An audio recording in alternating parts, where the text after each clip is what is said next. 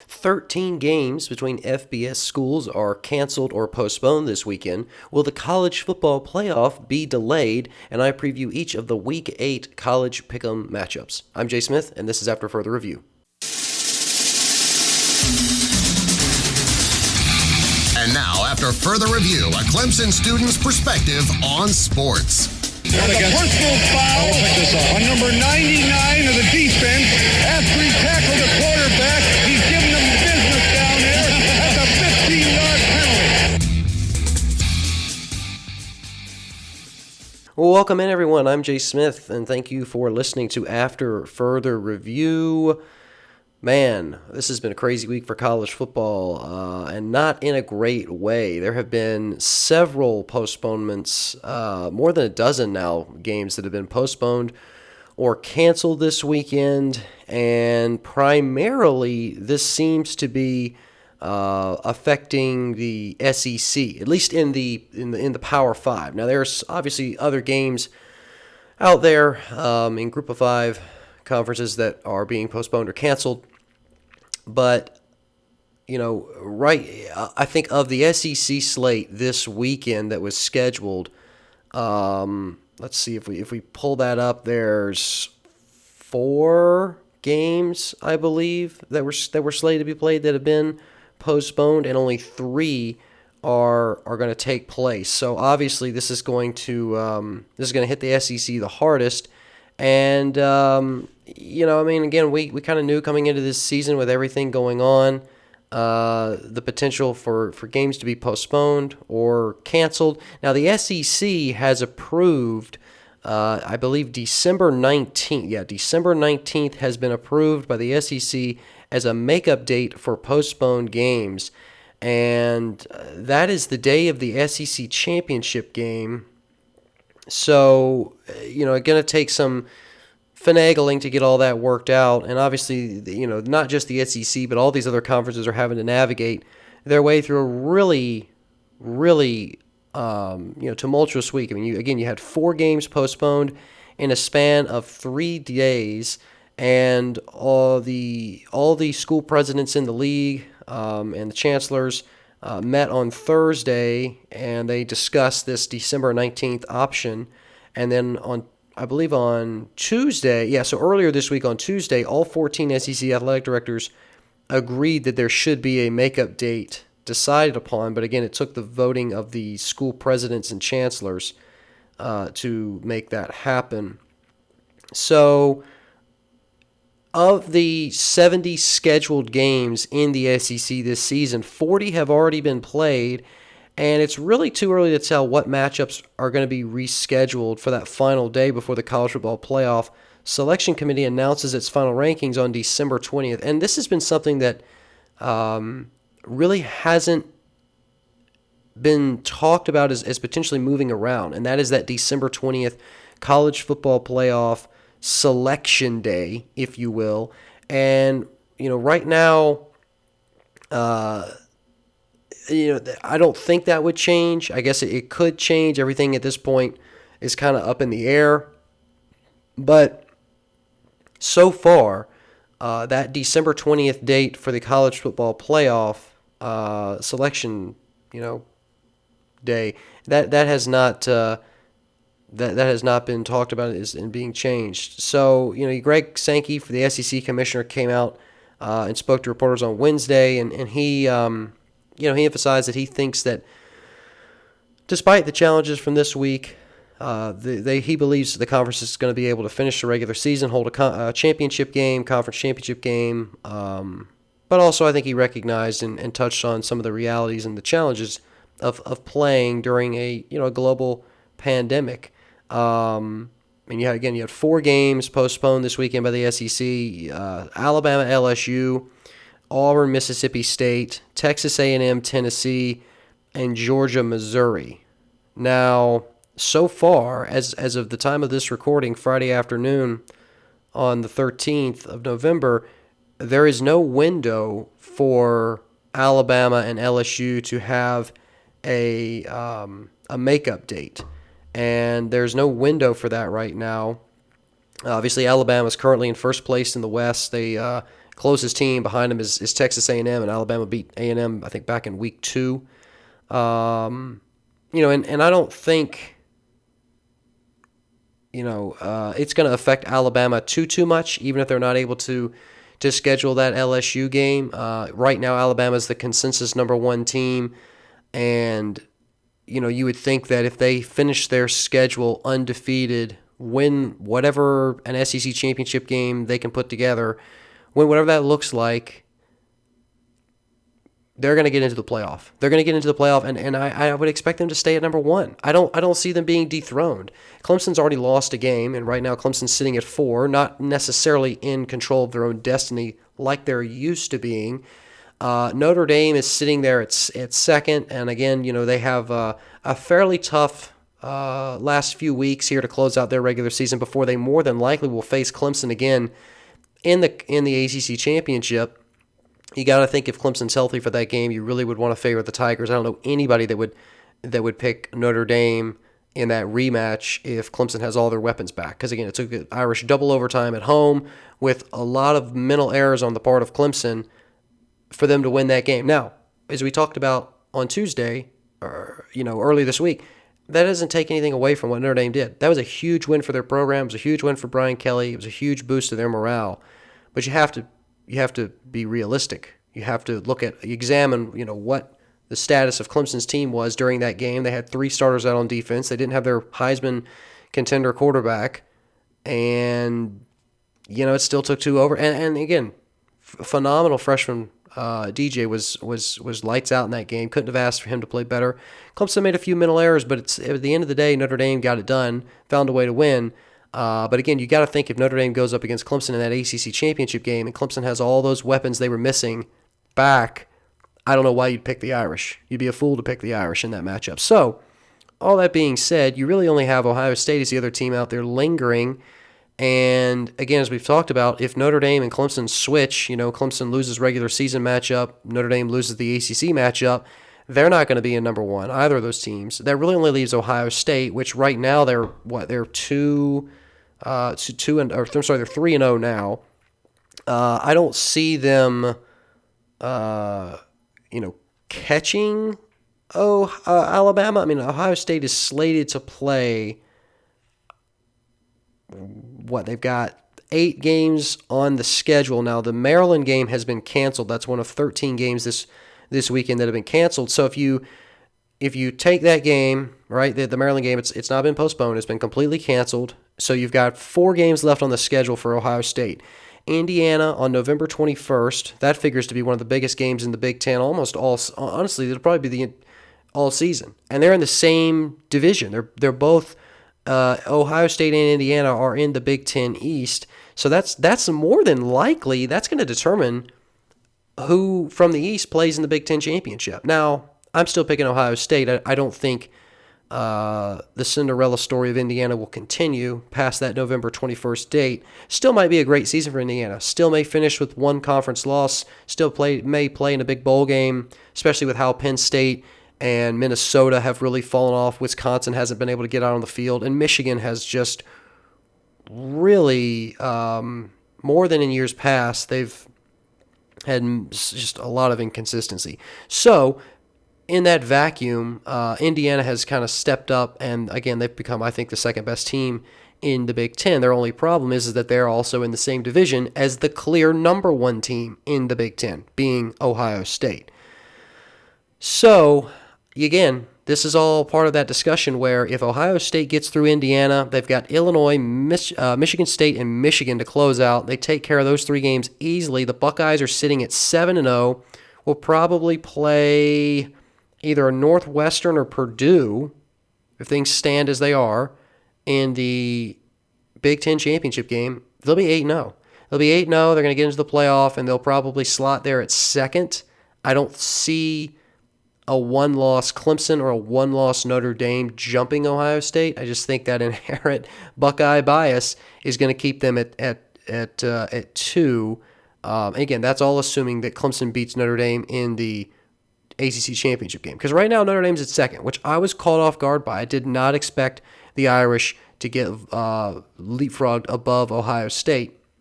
It's not terribly I mean, it's pretty close. It's not a huge gap between those two teams, but still, the fact that Notre Dame, I think they got 2 first place votes, which I believe is what jumped them over Ohio State. But either way, I think that's how things stand right now, and I don't think Alabama not being able to play LSU really will have a huge impact on their positioning in the college football playoff. Because right now, again, Alabama's the number 1 team. They're getting 59 first place votes.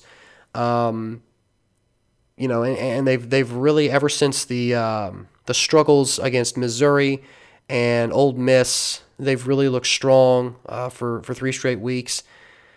You got Kentucky, Auburn, and Arkansas left scheduled. Now we'll see what they do with the LSU slot. Again, no window right now to play that game, and that, I believe that is a result of LSU having a game earlier this season. Yeah, it's the Florida game that was postponed. So LSU right now has 2 games this season that have been postponed. They're 2-3 with wins against Vanderbilt and South Carolina. Obviously losses to Mississippi State, Missouri, and Auburn. And I think if you're LSU, it sounds terrible to say this, I think you're just ready to stop the bleeding. I think you're just ready to stop the bleeding, and you realize that Florida and Alabama would destroy you, just destroy you. I would say by at least 35 in both games. And the only matchups left for the Tigers are Arkansas, A&M, Ole Miss, and they do have Florida scheduled on December 12th, which is interesting to me because if they have that game scheduled on the 12th, I'm not sure why they would not have a window to play Alabama on the 19th. But according to ESPN and other reports, there is no window right now for LSU and Alabama to be rescheduled. It hasn't been canceled, but it has been postponed with no makeup date yet selected. So we'll see how that plays out going forward. Either way, LSU right now, they're just trying to finish 500. They got 4 games left for certain. They're 2-3. They're 5th in the SEC West. Only teams below them are Ole Miss and Mississippi State. Both those schools are at 2-4. And first-year coaches, right? Lane Kiffin at Ole Miss, Mike Leach here at Mississippi State. I don't know why I said here because I'm in Oxford. Lane Kiffin is here. Mike Leach is in Starkville. But either way, those 2 schools have first-year coaches in the SEC, right? And, Lane Kiffin obviously was at Tennessee before. But either way, both these schools, first-year coaches, that's the main point. They're 2-4. LSU is 2-3 overall. And it's really not a good look to be below Arkansas, Auburn, A&M, and Alabama. So LSU season, again, they're just trying to finish above 500. But yeah, so, 13 games this weekend have been canceled or postponed. We'll go through them briefly. Alabama at LSU has been postponed. We'll start with the postponed games, then we'll go into the canceled games. Texas A&M at Tennessee has been postponed. Georgia at Missouri has been postponed. Coastal Carolina at Troy has been postponed. Auburn at Mississippi State has been postponed. Rice at Louisiana Tech has been postponed. Memphis at Navy has been postponed. Pittsburgh at Georgia Tech has been postponed. And then UL Monroe at Arkansas State has been postponed. All those games have been postponed. There have been, 3 cancellations. One involving a ranked team, and that is Ohio State at Maryland. That game has been canceled. Other games that have been canceled, North Texas at UAB, and finally Air Force at Wyoming. One more, California at Arizona State. So there have been 4 canceled games this weekend.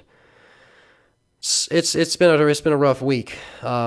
Obviously, COVID has been spiking recently across the country, and specifically in southern states, which is why you see 4 games from the SEC that are not being played right now that have been postponed. But either way, you look at the rest of the slate and who's playing, and there's not a lot of marquee matchups. Obviously, we've had games starting on Tuesday.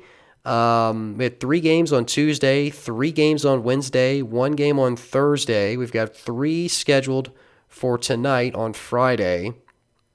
The biggest one to tune into is definitely East Carolina at Cincinnati. Iowa at Minnesota, they're also playing at 6 p.m. Central on FS1, but the real marquee matchup, I think, or the game that's most interesting at least, is the Cincinnati game where East Carolina will be taking on Cincinnati. It's 7:30 Eastern on ESPN2, just because Cincinnati right now is still in that college football playoff discussion. Other notable matchups, though, for this weekend, we got Miami at Virginia Tech. Indiana's traveling to Michigan State. Western Carolina travels to Liberty. Middle Tennessee travels to Marshall. Honestly, other than that, there's really not much else to watch. Wisconsin and Michigan, if you're into the Big Ten, you want to see a Big Ten game. I believe that's the game of the week, kicking off 7:30 on ABC. I know College Game Day is going to be live from Augusta National Golf Club on Saturday morning. I got the Masters turned on, the TV right over here in my room, about 5 feet to my right. Currently second round is underway. So that'll be a unique setting. I've never had a College Game Day from Augusta, Georgia, so that's going to be exciting to watch tomorrow. But yeah, it just this weekend just kind of feels like a get through it and on to the next one for college football. And with so many cancellations and postponements, we'll see going forward what the college football playoff looks like, what the bowl games look like, how that's gonna be impacted, and what may change in the next couple of weeks. But let's take a break. We're going to come back. We're going to talk about college football playoff and if it's potentially going to be postponed. We talked about that selection day, that December 20th, the college football playoff selection day. It's so far not been rescheduled, but some comments from Big 12 Commissioner Bob Bowlesley, who I think right now is the head of that college football playoff management committee. You got 10 FBS commissioners and the Notre Dame athletic director who comprise that college football playoff committee. So again, Big 12 Commissioner Bob Bowlesley, who is, I believe, in charge of that. He had some interesting comments earlier today, and we'll get into those after this break. Welcome back to the show. Thanks so much for tuning in. Again, I'm Jay Smith. You're listening to After Further Review. I appreciate it if you're listening on the podcast, the AFR podcast. You can find it on iTunes, Spotify, wherever you listen to podcasts. All you got to do is search After Further Review, subscribe, listen on the go, wherever, whenever. Or if you're watching on Facebook, hey, nothing wrong with that either. If you like the content, you're welcome to drop a like, throw a share in there, and send it to your friends. Always appreciate that wherever and however you are listening or watching the show. All right, so let's talk a little bit about college football playoff and some of the comments from Big 12 Commissioner Bob Bowlesley. He kind of downplayed the whole shifting around the college football playoff on Friday. He told a few reporters that we're not, and this is a direct quote, we're not going to move off of that schedule unless we're forced to move off of it, end quote. So, again, earlier this week with the cancellations, the postponements, it's being reported that the College Football Playoffs Management Committee, again, those 11 FBS commissioners and Notre Dame athletic director, they kind of discussed the possibility of pushing the playoff back this season. As of right now, the national championship game is currently scheduled to be played January 11th in Miami. This is... It's going to be challenging, right? If they are going to move this, game or push it back, I don't know if they would play a national championship game in February. He also went on to say that these are unusual times. Things that might not otherwise be acceptable have to be considered in this kind of circumstance, and that's kind of what you see with sports in general, right? Like everybody's just kind of like, all right, let's get it on the schedule. Let's do the best we can. Let's make the most of it. Masters is going on right now, second round, and it's fall. It's November 13th. Masters is played first weekend in April. So it's odd. Certainly, it's certainly odd. No patrons at Augusta National this year, but it's still the Masters. I still got it on. I'm still going to watch it. So, if they have to come out and say, hey, look, college football playoff, we may have to push it back to mid-February. People are still going to watch. People are still going to care. What does that do to teams that started their season earlier. That's an interesting discussion point. That's an interesting discussion point. What do you do if you're, Clemson or the SEC teams like Alabama that started their season up, pretty close to when college football would normally start? You're not the Big Ten, you're not the Pac-12, who started much later on the calendar, and so that's an interesting discussion point of how do you handle that. You would imagine that it would be a longer span of time between the end of the regular season and your conference championship game and the actual playoff, right? Like usually it's what you're playing your conference championship like that 9th, 10th, 11th, maybe 12th of December, I want to say. And I feel like that's right. Let's see if we can pull up the exact date and see exactly when those championship games are usually played. Well, it would be helpful if I could get an actual day and not a year. Let's see. I want to say, though, it is that December 9th, like through the 12th. And then usually you have, 2 or 3 weeks before your college football playoff semifinal. Okay, yes. So as an example, the 2019 ACC championship game was December 7th. So again, that first kind of end of the first week of December, and then you have a good 2 to 3. Well, you really have 3 weeks until your semifinal game around New Year's, and then you got another 10 days really before your national championship. The national championship is the 9th, 10th, or the 11th. And right now it's scheduled to be played on January 11th. So could be a unique challenge for these schools who have been playing since the beginning of really when the college football season started. Like just take an example like Clemson, their first game this season obviously being against Wake Forest. I mean, they played that game on September 12th, right? So a couple weeks after what we typically see as the start of the college football season. But can you imagine, asking these college football players to go from basically the middle of September to the middle of February?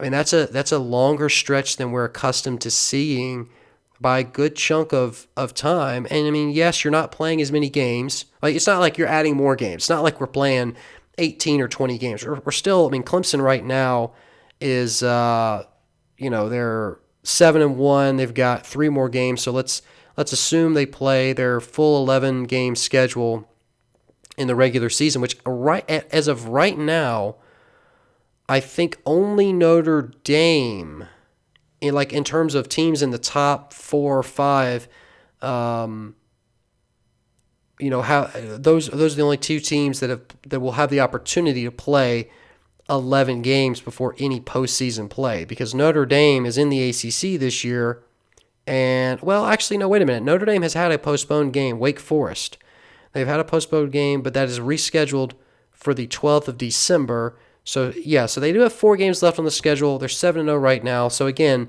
you look at the rankings, and I don't see a lot of teams in there that are going to have an opportunity to play 11 games. Unless you're from the ACC. Right now, it's just Clemson and Notre Dame. Miami's the next school down there at 9, but they're 6-1. So interesting little wrinkle, I think, to think about. If you had to push back the college football playoff date, and I think it's just a hypothetical right now. I think it's just kind of an idea that they're toying with, and what that would look like logistically. I think the bigger question right now to ask is, what happens if the playoff is moved and then one of the teams in the national title game can't play for like 2 weeks because of an outbreak or contact tracing within that team? Like, what do you do? What do you do if it's like Ohio State and Alabama, and Alabama has a COVID-19 outbreak like a week before the game? are you going to move the game back, or are you just going to declare Ohio State the national champions? And like, how fair is that really? But again, if you push it past February, you're starting to get into that I mean, that's too far. That's too far. If you expect to play a traditional season this coming fall, in the fall of 2021, I mean, you can't wrap up a season in March and then be like, okay, guys, we're going to start again at the end of August. Like, that's not realistic at all. And I'm not sure. I'm not sure it would ever get to that point. I think, again, it would be a really crappy way to end the season. But I could see a situation where the national champion just gets decided by an AP poll, and that's just kind of it. I still think there's a chance we play some college football games. College football playoff games. I still think there's a chance we play some bigger bowl games. But with the way things are going right now, I'd be shocked if we had a full slate of bowls. I really would be. And, attendance at those bowls is going to be abysmal. It's going to be abysmal. So it's really all up in the air right now. One of the things that they did stress, though, in this press conference was that there's no cutoff date. This is the College Football Playoff Management Committee speaking here. There's no cutoff date to make a decision. And, obviously there's a number of factors that influence what they'll ultimately decide. I mean, you got rising positivity rates. You got, state, local health policies. I think this is really just them doing planning some scenarios, trying to figure out what could possibly work if there was a wrinkle. Obviously, I don't think the college football playoff games, the semifinals, or the national championship are going to have the same level of fanfare and the same level of, that hoopla and the, how it's almost this huge event that kind of takes over a city for the week of the game. And there's all these, the Taco Bell, Live Moss student section. I don't think that'll happen this year. I mean, why would it, right? No. No. So it's going to feel weird. I think it's going to be the most subdued national championship we've probably seen in our lifetimes. Because, yes, the media will be covering it, obviously, and there will be some hype generated, but it won't feel the same on the ground. And, you've already seen this with several games that, have been big-time matchups that, Ohio State playing Penn State. I know Penn State's turned out to be abysmal this season, but still Happy Valley empty is just not... It's just not the same. It's not even close. So, that'll feel odd, and I think that's probably the biggest thing we can say for certain right now is that these college football playoff games just aren't going to look and feel the same as they have in the past. But again, no decision as of right now to change the date for either the selection day for the Final Four or the actual games themselves. So, we'll see. First rankings for the College Football Playoff Selection Committee are scheduled to release on November 24th. So that's just a few days away here. And then the final ranking will be on December 20th, again, when they announce the Final Four. So I'm sure there will be more to report on this. I'm sure there'll be more to talk about in the coming weeks. And I'll stay on top of it and bring it on into the show whenever something new has been discussed. All right, one final break. Come back. We'll be previewing the Week 8 College Pick'em matchups. What games are being played this weekend? There's a few good ones you should look out for. We'll dive into those next. Welcome back to the show. Last segment of today's After Further Review. Again, appreciate you tuning in. I'm Jay Smith, and now it's time for some College Pick'em action. Let's go over some of these games for Week 8 of the College Pick'em League. Just a reminder of our standings right now. It's pretty tight, man. The leaderboard is really tight. Aaron Long still holds the top spot by a single point. He's got 43 correct picks. I'm sitting there at 42 correct picks. In second, we got Jackson Wright at 40 picks, and he's in third. Razorback 11. After a pretty rough Week 7, only 2 correct picks. In Week 7, he has dropped to 38 total points. And Hannah Reagan at 36 total points. She is in 5th place. So we've definitely seen the leaderboard kind of stretch out a little bit. Right, for a little while, everyone was clumped together. We had 3 or 4 people tied for second, tied for third, and now it's starting to space out. But again, the distance between first and 5th is only 7. So it's in 1 week, things can turn around, and obviously should still get your picks in and see what you can do on the leaderboard. All right, so some matchups this weekend that are being played. First up, ACC game, Miami and Virginia Tech. This one's going to kick off at noon on ESPN. Hurricanes are 6-1. Virginia Tech's 4-3. And, look, ESPN, a lot of other metrics out there are favoring the Hokies. Right now, Virginia Tech is favored in this game 62%.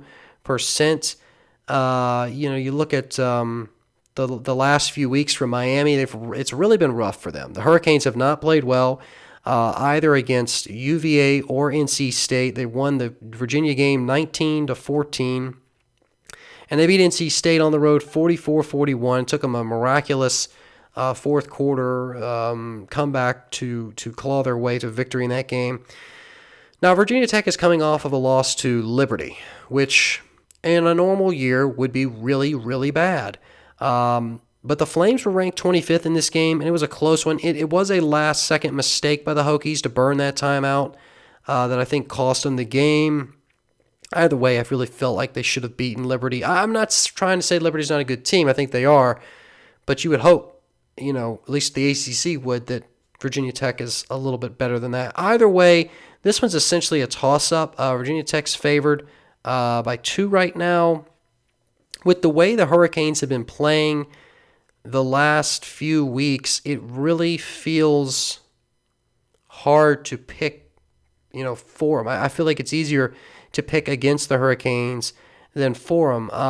Virginia Tech, though, has really struggled in the last 5 weeks. They're 2-3 overall with losses to UNC, Wake Forest, and Liberty, and their wins have come against Boston College and Louisville. Now, in that stretch, they had 3 road games. They were, 1-2 on the road and 1-1 at home. Miami's only loss, though, in the last 5 weeks has been at number 1 Clemson. So, beat up on FSU, beat up on Pitt, and then the UVA and NC State games were a little bit close. I mean, they were closer than you really would want if you're a Miami Hurricanes fan. They just need to get, I think, back to fundamentals. Their defense has not been playing as well the last few weeks, and the O-line hasn't given Derek King a lot of time to sit back there and pick defenses apart like he was able to do earlier this season. Either way, though, I think Miami is the more talented team. I think they're the more put-together team, and they're 6-1 and in the top 10. Virginia Tech at 4-3, their season is essentially over. I'm going with the Canes. It could be close, but I still think Miami prevails. Penn State and Nebraska. Oh boy. Battle of winless Big Ten teams. Teams in this game are combined 0-5. You got the Nittany Lions at 0-3 and Nebraska at 0-2. This is a game you really don't want to watch unless you really have to. Nebraska's offense has been awful. They did not play well against Ohio State. They did not play well against Northwestern. Penn State, I feel like they kind of had their, whether it's justified or not, I think their spirit broke. Against Indiana because I think the Nittany Lions came into the year with a lot of expectations, right? They were a top 10 team. I think they were either 8 or 9 when they played Indiana. They were top 10. They were top 10 when they played Indiana and lost in that heartbreaking fashion, slightly controversial. Either way, they lost in OT, and then they turn around the next week and they play solid for about 3 quarters against Ohio State. And finally, the Buckeyes kind of pulled away and won that one 38-25. And at that point, Penn State was 0-2, and you could tell the motivation was lost. You could tell losing 35-19 at home against Maryland, you could tell Penn State was over this season. Nebraska is a little bit harder to peg because you weren't picking them to make any noise in the Big Ten at the beginning of the year. They obviously did not play well against Ohio State. It was close, for the first quarter or so, but 52-17 final score. And then Northwestern, they just never got going on offense. But it's been 2 road games, and this is a home game for the Cornhuskers. Now, this essentially comes down to which team is motivated more, and I don't think it's Penn State. Penn State's season is over. They're 0-3 after starting in the top 10. Nebraska kind of sounds sad to say. They didn't really have a lot of expectations coming in this year. I mean, if you ask Cornhusker fans, because they're delusional, they might would have thought, oh, yeah, we're going to compete in the Big Ten title. No, you're not. But they're still not as low, in morale. Their morale is still not as low as Penn State's is. And this is a home game for Nebraska. I think the Cornhuskers win. I think even with their lackluster offensive performances, I think being at home, and I think again not being as low down in the dumps as Penn State's got to be right now, I think Nebraska wins. Now maybe Penn State comes out, James Franklin somehow turns the ship around, they get fired up, win this game. Certainly you can't be that fired up after, if you were to beat a 0-2 Nebraska team, but I don't have a lot of faith in the Nittany Lions anymore. Their season is over, and I'm going to go Cornhuskers. All right, Indiana and Michigan State. Obviously, the Hoosiers are 0-3, taking on a 1-2 Michigan State team. I think, again, I believe Indiana will be undefeated going into this matchup on November 21st against Ohio State. I'm picking the Hoosiers. TCU taking on West Virginia in a Big 12 showdown. Now, TCU, the Horned Frogs, are 3-3. West Virginia sitting at 4-3. And, TCU obviously had some inconsistent performances this season, but they've not had as many issues on offense as West Virginia has. And so, for those reasons, I feel like TCU may have an edge in this matchup. West Virginia's defense has been stout for Big 12 standards, so that could come into play here.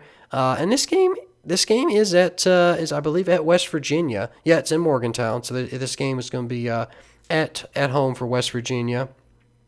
And as crazy as it may sound, this one very well could come down to defense. I know, a Big 12 game that actually has defense. What century is this?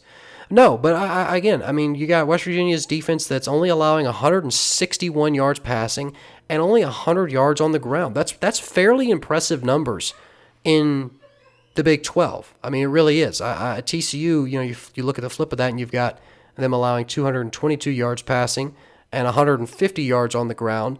Certainly a more porous defense for the Horned Frogs, but I think Mountaineers' defense may be the difference in this game, and I think even with their issues on offense, with this being at home, could help the defense. So I'm tempted to pick Mountaineers. I think I'm gonna pick Mountaineers in this matchup. All right, let's switch over to the Pac-12. We got Colorado and Stanford. We got we got 1-0 Buffaloes and the 0-1 Cardinal. Now, not a lot of resume here for either of these teams. Again, they've only played one game. Colorado's coming off a close 48-42 win against UCLA the week prior. And then Stanford, they're on a skid, man. They're on a serious skid. They're on a 5-game skid right now, dating back to last season. They lost at Oregon 35-14, and then if you go back prior season, they've got losses to Notre Dame 45-24, Cal 24-20, Washington State 49-22, and Colorado again actually 16-13. So the Cardinal are it's been a while. It's been a while. It's actually no. It has been over a year. So if I pull up their schedule from 2019, let's see here, because the loss to Colorado last season was on November 9th. So that means that Stanford's last win was over a year ago, October 26th, at home against Arizona. They won that 41-31. Stanford has not won a football game in over a year. That is hard to, it's hard to comprehend. Again, you know the Pac-12 just started playing, but still, a team in Stanford that several years ago, I remember when Andrew Luck was there, and obviously Harbaugh and David Shaw, and just how consistent they were at being a top 10 program, and they have really had a lot of issues recently. So I'm gonna pick Colorado in this matchup. I don't think it really has a whole lot of impact on the game that Stanford hasn't won in over a year, but I think it's an interesting little nugget. But I'm going to go Colorado in this game. All right, 3 games left. You got SMU taking on Tulsa. Look, Tulsa is 3-1 on the year. They've had a few games postponed. SMU 7-1. They have that lone blemish. The Mustangs' lone blemish comes against Cincinnati, where they got trounced 42-13. I still think the Mustangs are a solid top 20, maybe top 15 team, and I'm picking them in this matchup big over Tulsa. Oregon taking on Washington State this weekend. The Ducks look pretty solid in their opening game against Stanford. Again, we mentioned that a few minutes ago. And again, those are the 2 teams really from the Pac-12 this year that are going to have a chance, slim chance, but a chance to make any noise in the college football playoff discussion. I still don't see a Pac-12. I don't see any path for a Pac-12 team to make it into the college football playoff. But if it's going to happen, it's probably going to be USC or Oregon. So, to keep that dream alive, I'll pick the Ducks. All right, last matchup. We go back to the Big Ten. We got Northwestern at 3-0, currently leading in the Big Ten West, and Purdue at 2-0. Now, these teams are, I believe, currently at 1 and 2, respectively, in the Big Ten West.